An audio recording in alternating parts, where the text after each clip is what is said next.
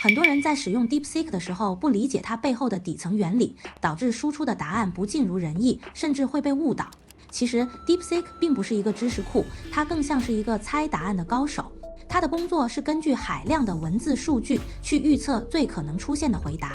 举个例子，他知道狼吃羊，并不是因为他懂食物链，而是因为在训练数据里，狼吃羊这种说法出现的概率更高。但如果你问他一些稀奇古怪的问题，他就可能乱猜，甚至信心满满的编出一个答案。所以你会发现 DeepSeek 有时候挺离谱的，甚至一度以为自己是 ChatGPT。这些行为看似奇怪，其实是它的底层机制决定的。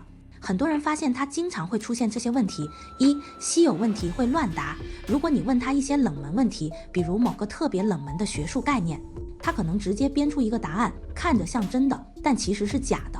二、复杂逻辑容易混乱，比如你和他讨论一个多步骤的逻辑问题，他可能在中间就忘了前提，最后答案前后矛盾。三、太自信了。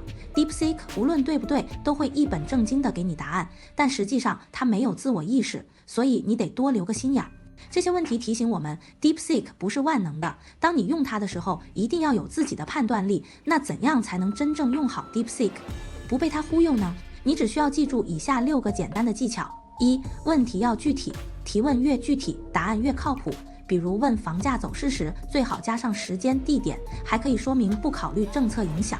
二、多方验证，对重要的内容，比如法律、学术问题，不要完全相信 DeepSeek， 多查几个来源，确保信息准确。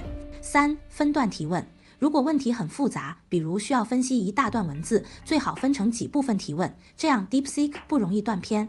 四、注意时效性。DeepSeek 的数据库可能不是最新的，想了解最新动态时，可以自己补充背景信息。五、强迫他逻辑清晰，提问时要求他说明推理过程，比如让他分步骤回答为什么这么说，这样能减少错误。六、开启慢思考模式，在提问中加一句请深度思考，他会进入更认真的回答模式，答案会更靠谱。只要掌握了这些技巧， DeepSeek 就不再是一个偶尔胡说八道的工具，而是一个能帮你事半功倍的高效助手。